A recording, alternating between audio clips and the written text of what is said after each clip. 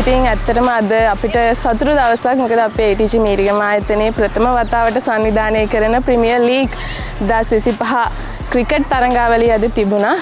ඉතින් මේ මීරිගම ATG ආයතනයේ පටන් අරන් අවුරුදු දැනට 2ක් වෙනවා. ඒ දෙක ඇතුළත අපි කරපු පළවෙනි තරඟය ක්‍රිකට් තරඟය. ඒ නිසාවෙන්ම මට හරිම සතුටුයි. ටීම් 11ක් හිටියා. ඉතින් ඒ ටීම් 11ම අපි හරිම සහයෝගයෙන් සමගියෙන් මේවා සංවිධානය කළා.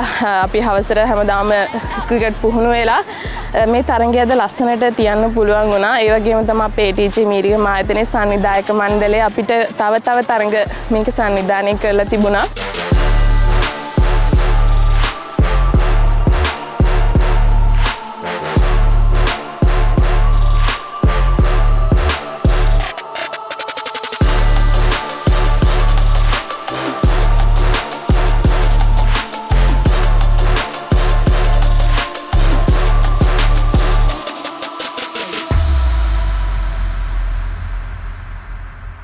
ඇත්තටම සතුටුයි කියන්න ළමයින්ගේ ඒකාකාරී ජීවිතේ මිදිලා මේ වගේ ක්‍රිකට් මැච් එකක් සහභාගී වෙලා අපි මේ ඇත්තටම සතුටු වුණා.